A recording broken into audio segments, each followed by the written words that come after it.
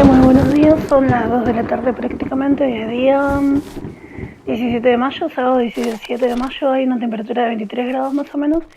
Y está el clima preocupante porque a partir de las 8 de la noche, 9, 10, 11, están pronosticadas lluvias muy fuertes y ya tenemos varios evacuados en los barrios del fondo, del barrio Villa Dorrego, la parte de Catán Sur, Catán Este, en Lomas de Zamora también, en zona sur hay mucha gente inundada.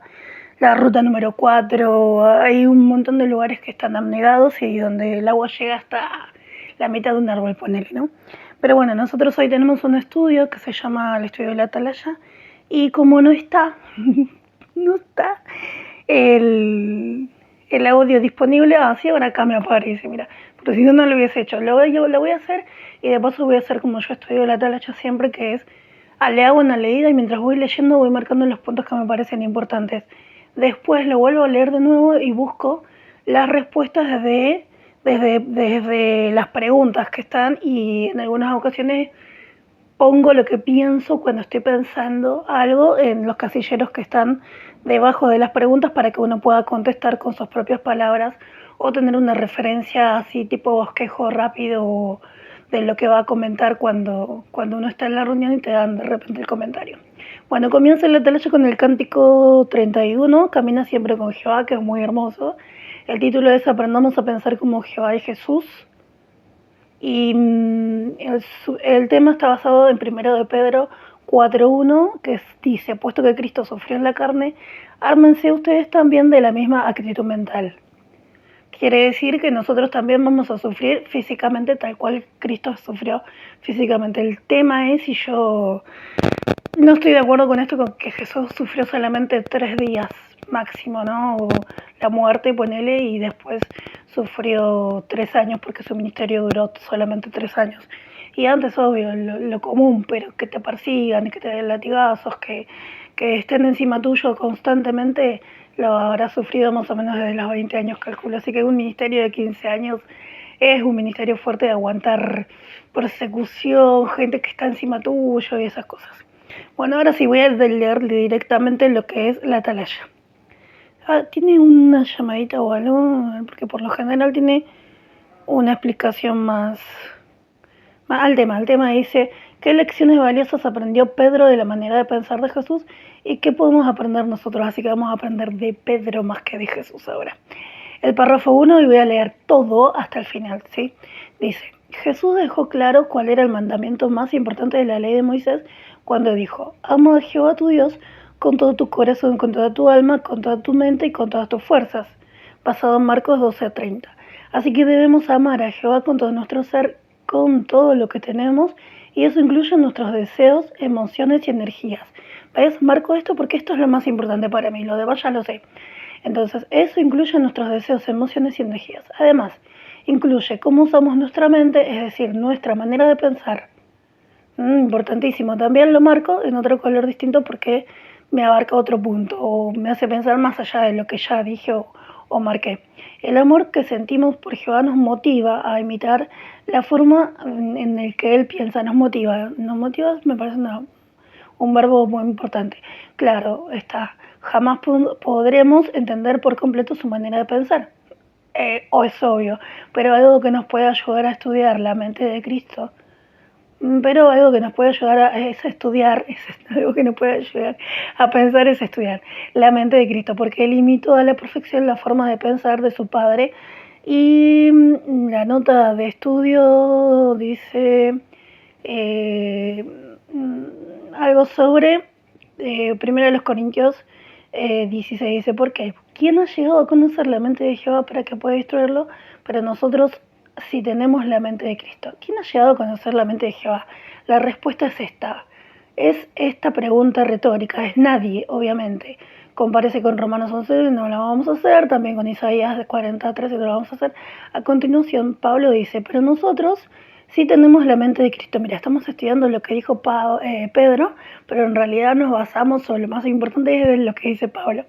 Pablo dice, pero nosotros sí tenemos la mente de Cristo. Es cierto que los seres humanos no pueden llegar a comprender por completo todos los pensamientos de Jehová, pero los cristianos sí pueden conocer mejor a Dios si estudian la mente de Cristo y se esfuerzan por imitar su manera de pensar. Después de todo, Cristo es la imagen del Dios invisible.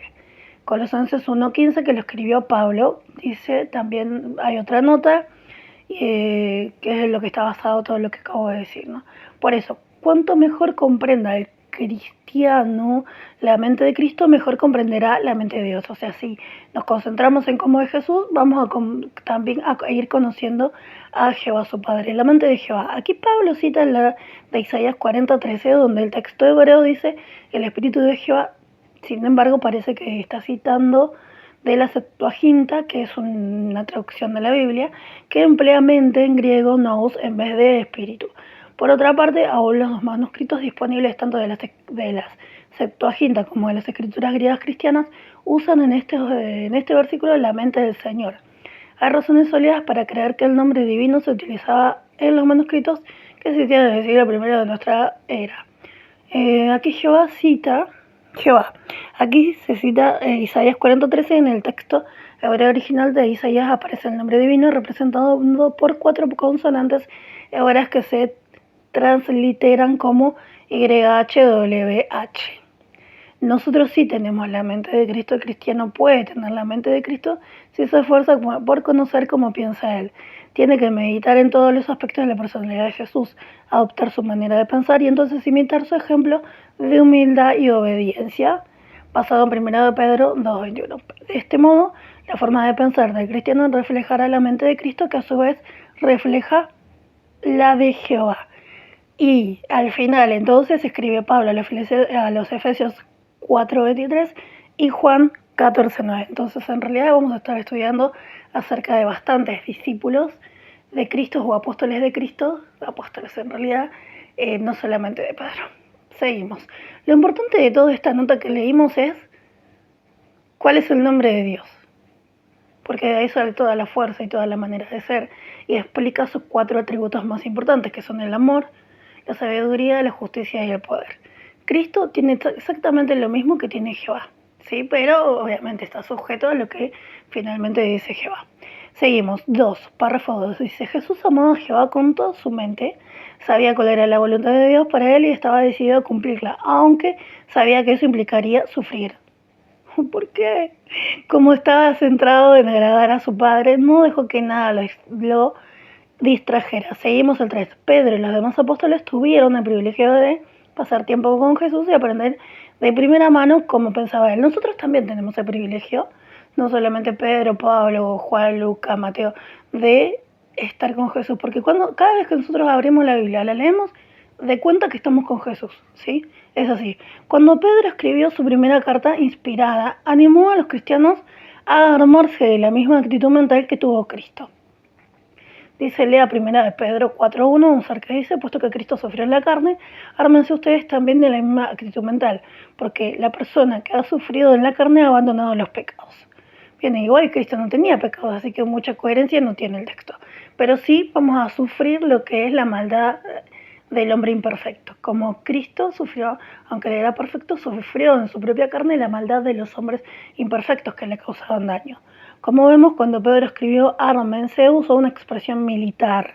Así dio a entender que imitar la manera de pensar de Jesús es una poderosa arma que tenemos los cristianos para luchar contra nuestros malos deseos y el mundo dominante por Satanás. Cita 2 Corintios 10:3-5 y Efesios 6:12, vamos a 2 Corintios, dice, porque aunque vivimos como humanos, no guerramos como lo hacen los humanos, porque las armas de nuestra guerra no son humanas, sino que Dios las hace poderosas para derrumbar cosas fuertemente atrincheradas. Y es que estamos derrumbando razonamientos y toda barrera que se alza contra el conocimiento de Dios. Estamos haciendo prisionero todo pensamiento para que sea obediente al Cristo. Nosotros nos hacemos fuertes espiritualmente para poder sobrevivir a los ataques de los demonios o de la gente que tiene extrema maldad. 4. En este artículo analizaremos la forma de pensar de Jesús y cómo imitarla. Veremos de qué manera podemos 1. Aprender a pensar como Jehová, ser humildes. 2. 3. Tener buen juicio. El subtítulo dice, aprendamos a pensar como Jehová. El párrafo 5 dice, veamos una ocasión en la que Pedro demostró que su manera de pensar era muy diferente a la manera de pensar de Jehová. acá dice, veamos una ocasión en la que Pedro demostró que su manera de pensar era muy diferente a la manera de pensar de Jehová. Jesús le dijo a sus apóstoles que tendría que ir a Jerusalén, donde los líderes religiosos lo arrestarían y luego sería torturado y ejecutado. Ellos ya estaban advertidos. Esto se registra en Mateo 16:21. Pedro sabía que Jesús era el Mesías prometido que salvaría al pueblo de Dios, así que quizás le costó aceptar que Jehová permitiría que ejecutaran a Jesús. Por eso Pedro lo llevó aparte y le dijo, Señor, no seas tan duro contigo mismo, eso jamás te va a pasar a ti. Bueno, todo esto está en Mateo 16 registrado. ¿Sí? Como Pedro no reflejó la manera de pensar de Jehová en este asunto, su forma de pensar y la de Jesús no estaban de acuerdo. Es decir, que entre Pedro, por más que Jesús lo amaba mucho a Pedro, Pedro siempre fue muy sinvergüenza, muy astuto, muy pícaro y influyente sobre Jesús. Porque, viste, cuando vos amas a alguien que sabes que es una porquería de persona, bueno, así que tengamos en cuenta esto. El 6 dice, Jesús pensaba igual que su Padre Celestial. Le dijo a Pedro, ponte detrás de mí, Satanás, eres un estorbo en mi camino, porque no estás pensando como piensa Dios, sino como piensa el hombre. Está registrado en Mateo 16.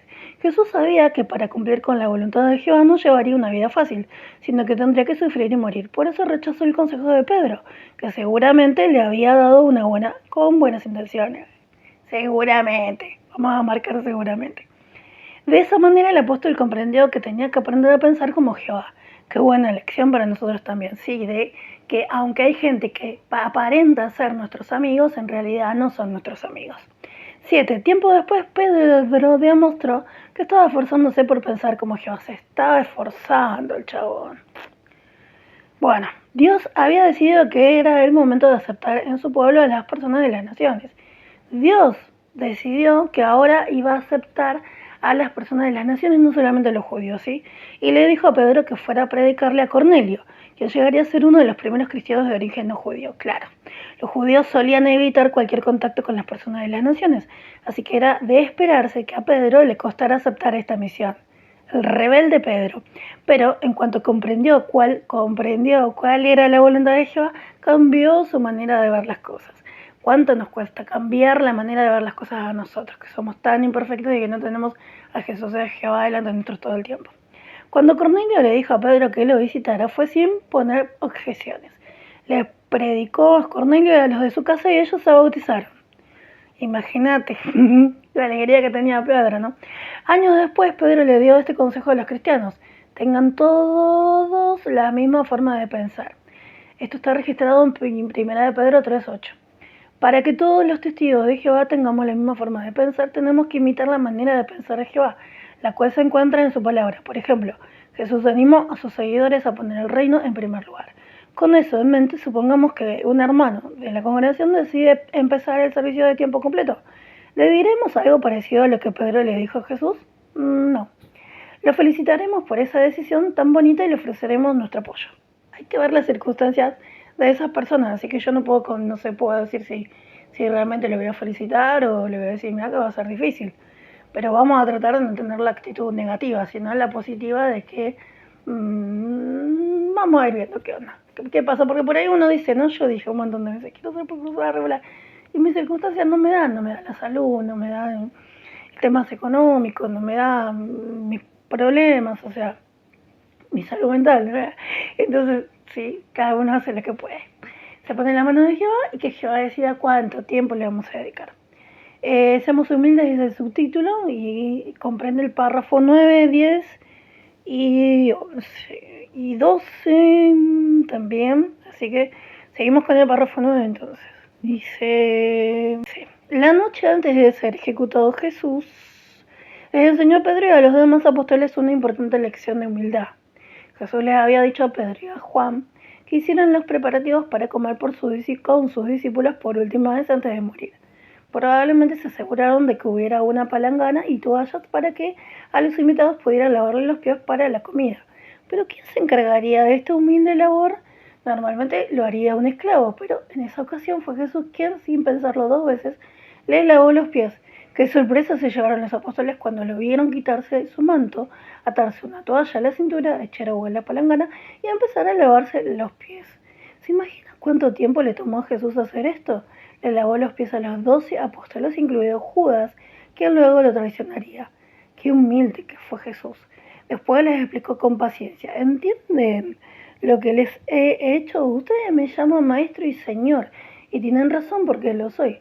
Por eso, si yo, el señor y maestro, les he lavado los pies a ustedes, ustedes también deben lavarse los pies unos a otros. O sea, tenemos que tener una actitud de querer servir a los demás, ¿sí? Esto está registrado en Juan 13, 12 al 14. Entonces, lo importante de este párrafo es la lección que Jesús les enseñó de humildad. El 11 dice, Pedro aprendió de la humildad de Jesús después de que Jesús regresó al cielo. Pedro curó milagrosamente a un hombre que era cojo de nacimiento. Como es lógico, este acto tan asombroso atrajo la atención de mucha gente. ¿Qué haría Pedro? Recordemos que en su cultura era muy importante destacar. Era un hombre ya que tenía tendencia a, acá está Pedro, ¿no? ¿Querría entonces llevarse toda la gloria? No, dice acá, sino que fue humilde y le dio todo el mérito a Jehová de Jesús. Muy bien. Refiriéndose a Jesús, dijo, por medio de su nombre y por nuestra fe en su nombre, se ha fortalecido este hombre que ustedes ven y conocen. Tiempo después, Pedro les escribió a los cristianos sobre la importancia de ser humildes. Las palabras que usó quizás nos recuerdan a cuando Jesús se ató una toalla a la cintura y le lavó los pies a los apóstoles. Es decir, que ahí vemos como una actitud de cambio en Pedro. Bien, hay una fotografía donde está, a ver qué dice, Pedro fue humilde y le dio el mérito a Jehová y a Jesús por un milagro que hizo. Nosotros también podemos demostrar humildad haciendo cosas por los demás sin esperar reconocimiento ni alabanza. Entonces acá vemos como Pedro está alzando las manos y lo curé porque Jehová y Jesús me dieron su espíritu, ¿no? O pues gracias a ellos, está bien, muy bien eso. 12. Al igual que Pedro podemos cultivar la humildad. O sea, él no era humilde para nada, era como un diablo prácticamente, pero parece que fue cambiando. Algo que nos ayudará a hacerlo es recordar que la verdadera humildad va más allá de lo que decimos, nace de nuestros pensamientos más profundos. Esta es precisamente la idea que destaca la expresión original que se traduce humildad. Primera de Pedro 5:5. Hacemos cosas por los demás por amor a Jehová y amor al prójimo, no porque queremos que nos alaben. Si servimos con alegría a Jehová y a los hermanos sin estar pendientes de que otros no vean, estaremos demostrando que somos humildes. Vamos a ver lo que dice 1 de Pedro 5:5, que dice. Pedro dijo esto. De igual manera, ustedes, los hombres más jóvenes, estén en sujeción a los hombres de más edad.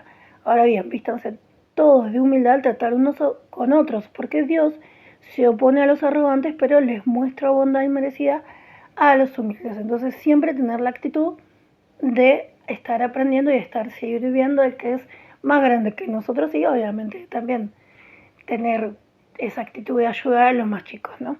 Y hay otro texto que es Mateo 6, que dice 1 al 4, dice, cuidado con hacer lo que es correcto delante de la gente para que ellos lo vean, porque si hacen eso no recibirán ninguna recompensa de su Padre que está en los cielos.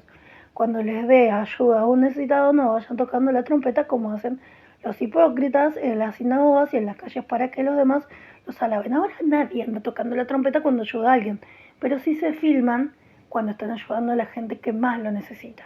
Sí, a uno lo llena de angustia ver a la gente que está, niños que están vendiendo pan o que están en una situación donde no tienen abrigo, donde no tienen calzado, ahora mismo donde no tienen un lugar seco donde dormir.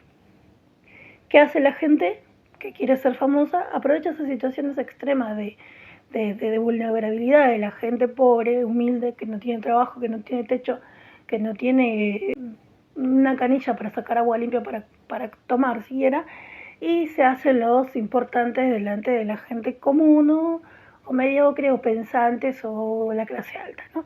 Y uno está ahí siguiendo a esa gente como si fueran dioses. No, uno tiene que, si ve una situación así, yo he compartido por ahí situaciones extremas así, pero me parece más inteligente no compartirlas y no darle el mérito a esa persona que está haciendo algo bueno, sino que agradecerle a Dios o pedirle a Dios por favor que traiga su reino y que vea, mira, Jehová, está pasando estas cosas acá en la tierra, por favor trae tu reino para que todo esto se solucione. Es una manera de ayudar. Sigue diciendo el texto de Mateo 6, 1, 2, la parte B dice, les aseguro que ellos ya han recibido toda su recompensa. Esa gente, sí, que tiene millones de seguidores y que ellos ganan un dinero por estar mostrando qué buenos son, ya tienen toda su recompensa. ¿No? Si van a heredar la tierra, a sobrevivir para siempre, eso está en Dios, no en nosotros. Más bien cuando se le dé ayuda a un necesitado, que tu mano izquierda no sepa lo que hace tu mano derecha. Así la ayuda que le des a los necesitados se mantendrá en secreto y entonces tu Padre, que mira en secreto, te lo pagará. Qué hermoso texto. Es así. Siempre que podamos ayudar a alguien, hagámoslo y cerremos la boca. 13. ¿Qué implica tener buen juicio? Implica tomar decisiones que reflejen la manera de pensar de Jehová. También implica tener presente que no hay nada más importante que nuestra amistad con Jehová. Si tenemos buen juicio, tendremos un punto de vista equilibrado de nosotros mismos y no pensaremos que lo sabemos todo. Además, nos apoyaremos en Jehová orándole a menudo para pedirle humildemente que nos guíe. Es verdad, siempre tener presente que Jehová es quien nos guía para hacer todo lo que necesitamos hacer y tomar decisiones sin equivocarnos, ¿sí? 14. Dice, la noche antes de morir Jesús le dijo a sus discípulos, esta noche todos ustedes van a fallar por mi causa. Muy seguro de sí mismo, Pedro respondió, aunque todos los demás fallen por tu causa, yo nunca fallaré. Ahora se le fue la humildad, ¿viste? Esa noche Jesús le dio este consejo a algunos de sus discípulos, manténganse despiertos y oren constantemente. Si Pedro hubiera seguido ese consejo, quizás hubiera tenido el valor para decir que era discípulo de Jesús, pero como no lo siguió, acabó negando a su amo y cuánto lo lamentó. Es decir, que Pedro trabajaba para ser humilde, pero en realidad no era una persona humilde, ¿sí? Y no ayudó y no colaboró, o sea, negó a Cristo. El 15. Jesús se apoyó totalmente en Jehová, aunque era perfecto.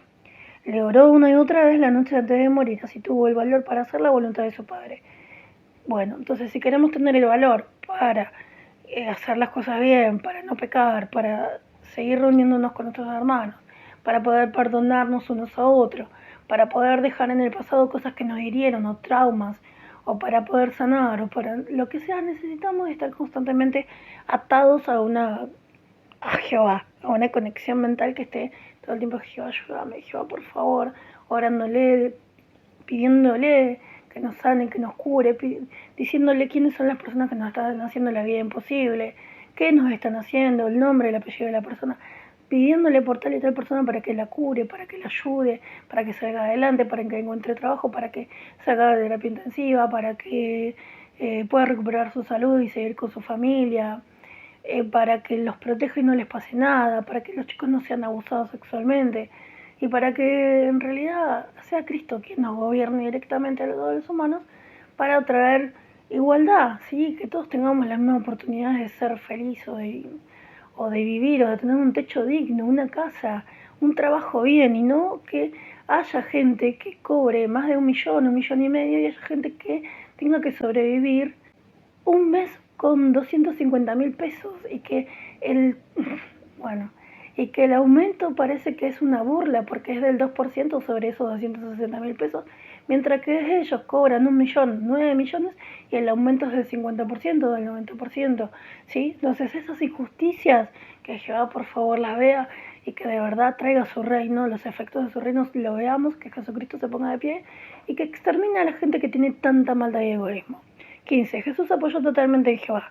Aunque era perfecto, le oró una y otra vez la noche antes de morir. Así tuvo el valor para hacer la voluntad de su Padre. Pedro vio a Jesús aferrarse a la oración y eso de seguro le dejó una huella que nunca olvidaría. Con el tiempo, 16, Pedro aprendió a apoyarse en Jehová mediante la oración. Después de que Jesús resucitó, les dijo a Pedro y a los demás apóstoles que recibirían Espíritu Santo para que pudieran predicar. Pero les dijo que mientras tanto esperarán en Jerusalén. ¿Qué hizo Pedro mientras esperaba? La Biblia dice que él y otros cristianos perseveraban en la oración, seguían orando. Después, en su primera carta, animó a los cristianos a tener buen juicio y a apoyarse en Jehová mediante la oración. Pedro aprendió a apoyarse en Jehová y se convirtió en una columna de la congregación, porque era el que tomaba las decisiones, era el más atrevido, ¿no? Ya no estaba Jesús, y entonces él iba llevando la delantera, aparte porque Jesús le dio esa autoridad. Para tener buen juicio hay que orarle mucho a Jehová. Sabemos que siempre tenemos que pedir su guía, incluso para hacer cosas que nos resulten fáciles por naturaleza. En especial le pedimos su ayuda cuando tenemos que tomar decisiones importantes porque estamos seguros de que Él sabe lo que es mejor para nosotros. De verdad sí. Es el 18.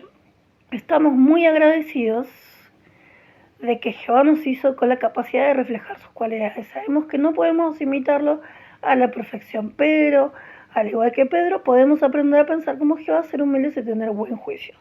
¿Qué respondería usted? ¿Cómo podemos aprender a pensar como Jehová? Imitando a Jesús y sabiendo qué limitaciones tuvo él, como por ejemplo sufrir extremo dolor físicamente por la imperfección de los demás. Puede ser, ¿no? Qué sé yo, podemos buscar también en los párrafos la pregunta. ¿Cómo podemos ser humildes? ¿Cómo podemos ser humildes? Teniendo en cuenta lo que hizo Jesús cuando le lavó los pies a sus 12 apóstoles y nos enseñó, él dijo, yo soy el maestro, yo soy el que enseña y miren lo que estoy haciendo, ¿no? Y cómo podemos ser humildes pidiéndole humildad a Jehová.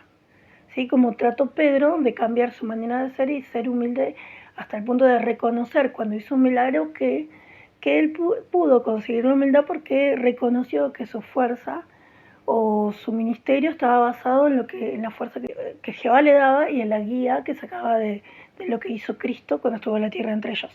¿Cómo podemos tener buen juicio? Y orando constantemente, ¿sí? ¿Cómo podemos tener buen juicio? A ver, algún texto apoyándonos en Jehová y constantemente y pensando siempre en que tenemos que apoyar a Jesús y tener valor de decir que estamos del lado de Cristo, ¿sí? Tengamos buen juicio. El 13 dice, importante que nuestra amistad con Jehová, teniendo una buena amistad con Jehová y teniendo un punto equilibrado de nosotros mismos. O sea, hay de no hacer las cosas, leemos un texto de Mateo 6, 1 al 4, de no hacer las cosas para que nos vean los demás, sino que en Jehová en lo secreto, cuando hacemos una ayuda a alguna persona y cerramos la boca, Jehová en los secretos nos lo va a pagar. Listo, ahora sí podemos leer de nuevo toda la atalaya y contestar las preguntas o escribir todo lo que se nos venga a la mente cuando vamos pensando, porque el tema de la atalaya es aprendamos a pensar como Jehová y como Jesús.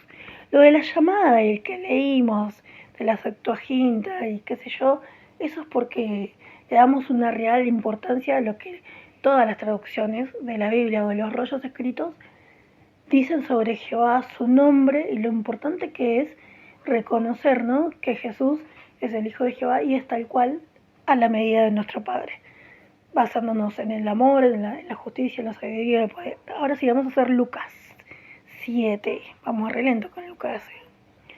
Lucas 7 dice, después de haberle dicho al pueblo lo que tenía que decirle, entró en Capernaum.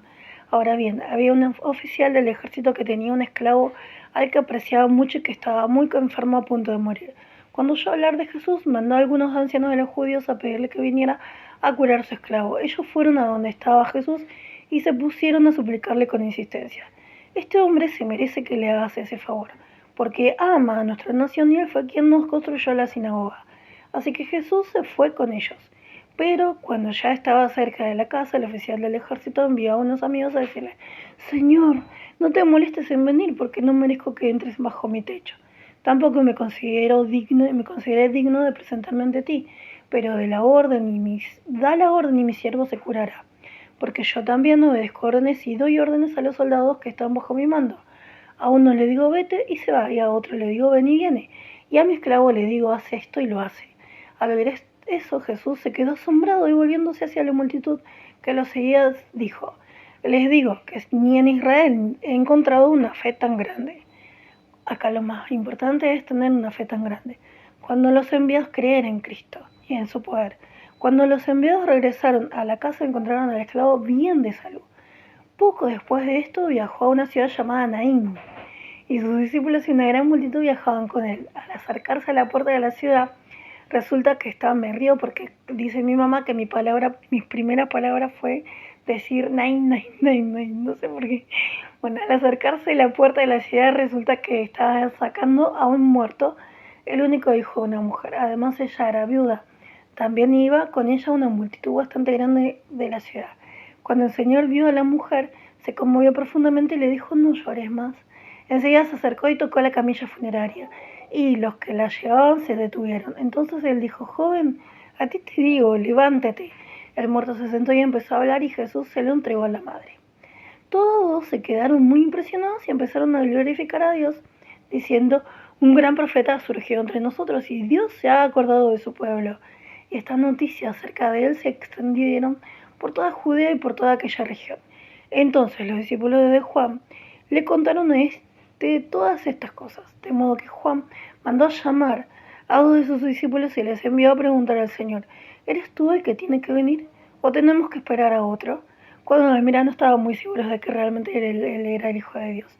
Cuando llegaron a donde estaba Jesús, los hombres le dijeron: Juan el Bautista nos envió a preguntarte si eres tú el que tiene que venir o si tenemos que esperar a otro. En ese momento él curó a muchas personas de enfermedades, de dolencias graves y de espíritus malvados y les concedió la vista a muchos ciegos. Y les respondió: vayan y cuéntenle a Juan lo que han visto y oído. Ahora los ciegos ven, los lisiados caminan, los leprosos quedan limpios, los sordos oyen, los muertos son resucitados y a los pobres se les anuncia las buenas noticias. Feliz el que no tropieza por mi causa. Cuando los mensajeros de Juan se habían ido, Jesús se puso a hablarles a las multitudes acerca de Juan. Les dijo: ¿qué salieron a ver en el desierto? ¿Una caña sacudida por el viento? Entonces, ¿qué salieron a ver? ¿A un hombre vestido con ropa fina? Sí, los que llevan ropa espléndida y viven rodeados de lujo están en casa de reyes. Pero entonces, ¿qué salieron a ver? ¿A un profeta? Les digo que sí, y mucho más que un profeta. Es aquel de quien está escrito: mira, voy a enviar a mi mensajero delante de ti, y él irá delante de ti preparándote el camino. Les digo que entre los seres humanos no hay nadie mayor que Juan. Sin embargo, el que es menor en el reino de Dios es mayor que él. Cuando todo el pueblo y los cobradores de impuestos oyeron esto, declararon que Dios es justo, pues había sido bautizado con el bautismo de Juan. Pero los fariseos y los expertos en la ley, al no haber aceptado que él los bautizaría, despreciaron la dirección que Dios les había dado. Jesús siguió diciendo: ¿con quién podría comparar a la gente de esta generación? ¿A quiénes se parecen ellos? Son como los niños que están sentados en una plaza de mercado y se gritan unos a otros: les tocamos la flauta, pero ustedes no bailaron; les cantamos canciones de duelo, pero ustedes no lloraron. Porque Juan el Bautista ha llegado sin comer pan ni beber vino y ustedes dicen: tiene un demonio. Y ha llegado el Hijo del Hombre, que sí come y bebe y ustedes dicen: miren, un glotón y un bebedor de vino, que es amigo de cobradores de impuestos y de pecadores. En cualquier caso, la sabiduría queda mostrada justa por sus obras. O sea que siempre de quien sea, la gente tiende a hablar mal, o tener desconfianza, o tener una mala actitud hacia las personas que no conocen y de repente no aparecen en nuestra vida, y la aceptación cuesta un montón, ¿sí? O la inclusión mucho más. Ahora bien, uno de los fariseos insistía en invitarlo a comer con él, así que Jesús entró en la casa del fariseo y se sentó a la mesa.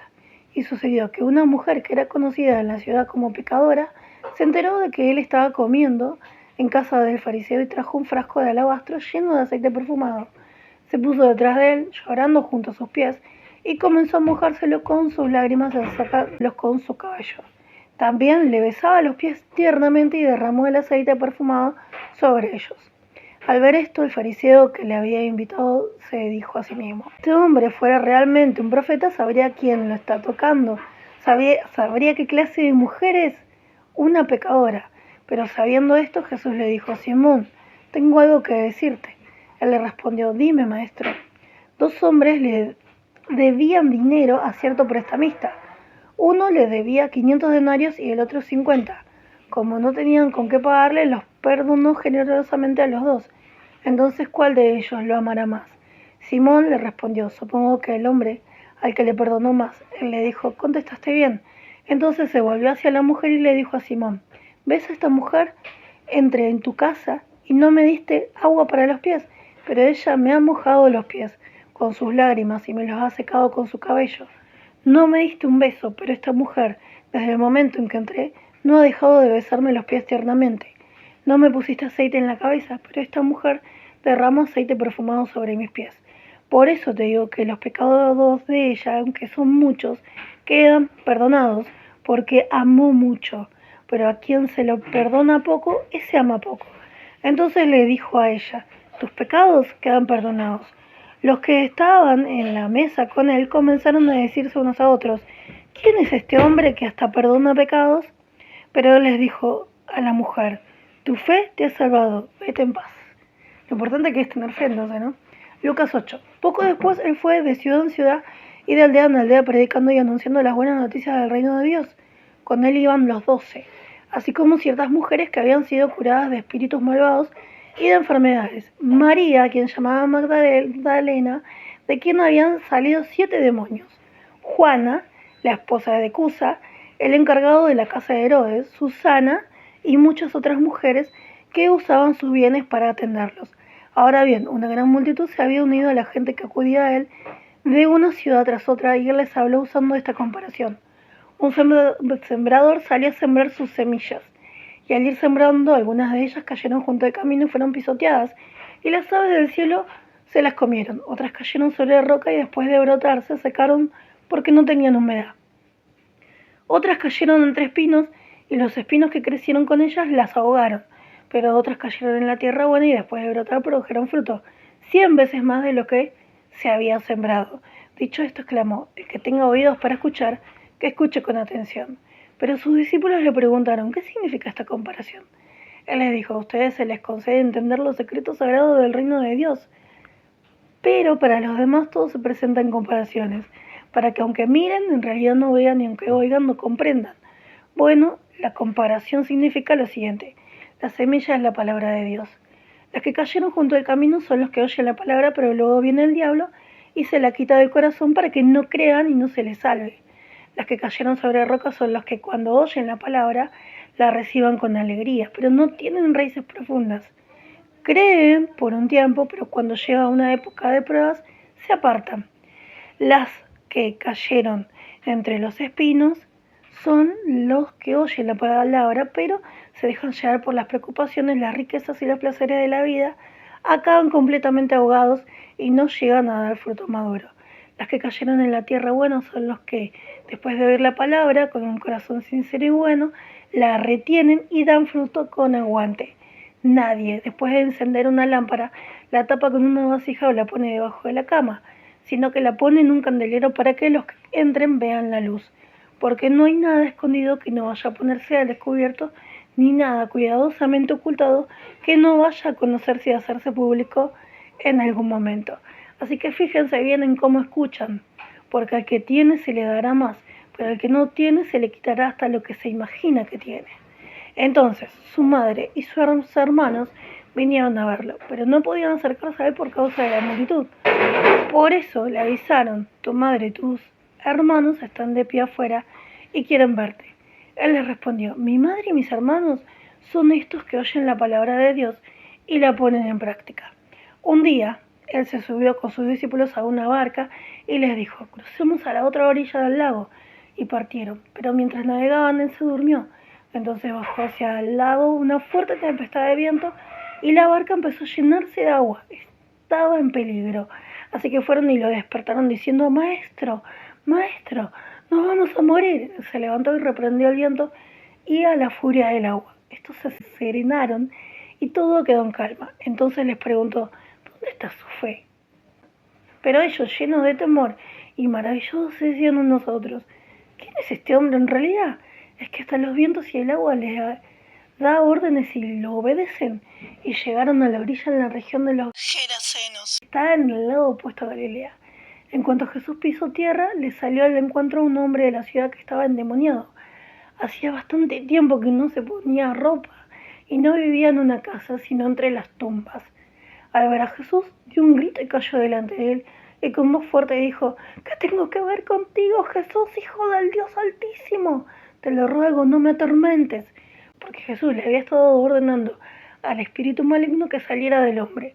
Este se había apoderado del hombre en muchas ocasiones, y una y otra vez lo habían sujetado con cadenas y grilletes, y lo habían puesto bajo vigilancia, pero él siempre rompía las ataduras y el demonio le impulsaba a ir a los lugares retirados.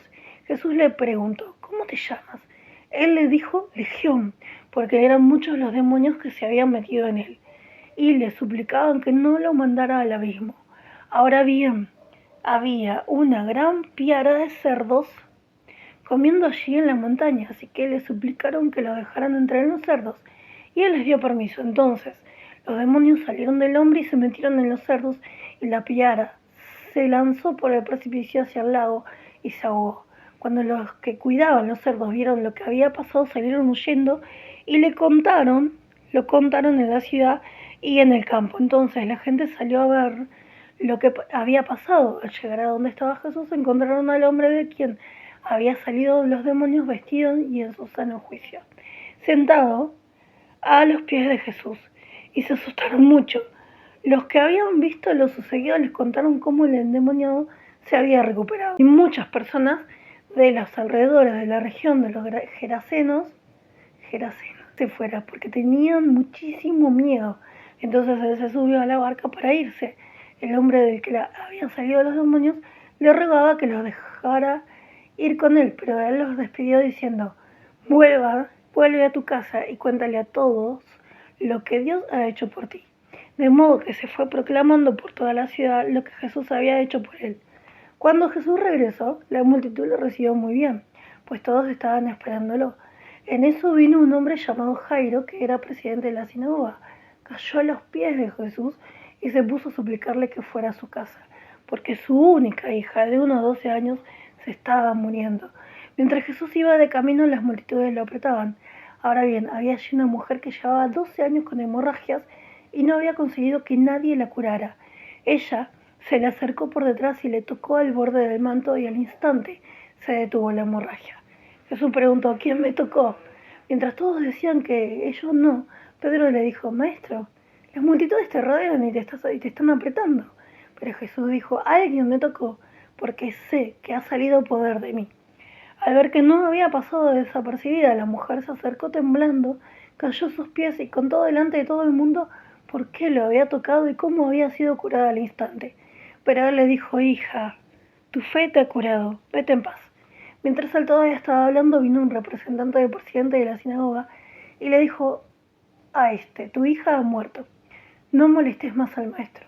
Al oír esto, Jesús le dijo a Jairo: no temas, solo ten fe y ella se salvará. Cuando llegó a la casa, solo dejó que entraran con él Pedro, Juan, Santiago y el padre y la madre de la niña, nadie más. Toda la gente estaba llorando y golpeándose el pecho de tristeza por ella. Por eso él dijo: no lloren más, porque no ha muerto, está dormida. Al oír esto comenzaron a reírse de él con desprecio, ya que sabían que ella había muerto. Pero él la tomó de la mano y la llamó diciéndole: niña, levántate. Su espíritu volvió a ella y ella enseguida se levantó. Entonces Jesús ordenó que le dieran algo de comer. Claro, sus padres no podían contener la emoción, pero él les ordenó que no le contaran a nadie lo que había pasado. Listo, por hoy. Mañana o pasado mañana, cuando Dios quiera, seguimos con Lucas 9. Muchísimas gracias por seguirme con la lectura bíblica y la lectura de la atalaya del día de hoy. Nada. Que estén bien y oremos por las personas que están bajo el agua, para que puedan sobrevivir y que no haya electrocutados ni que la gente que tiene ese poder para ayudarse guarde las cosas para ellos, para poder venderlas, sino que en realidad se puede ayudar de verdad a la gente que hoy mismo no tiene un lugar seco donde dormir o un colchón donde descansar y abrigos y todo eso. Y tampoco, en el caso de que llegue a ser peor todavía la lluvia, la gente que quiere donar cosas o ayudar, no estén donando cosas sucias o en mal estado que a ustedes mismos no les sirven, porque eso atrasa el poder ayudar, y eso es maldad, y eso lo va a juzgar Dios, no yo, así que mejor no digo más nada. Gracias por seguirme con la lectura, saludos y que estemos todos bien y que Jehová nos cuide. Y que por fin llegue el reino de Dios, se va almacenando la gran tribulación para que todo esto se termine de una vez.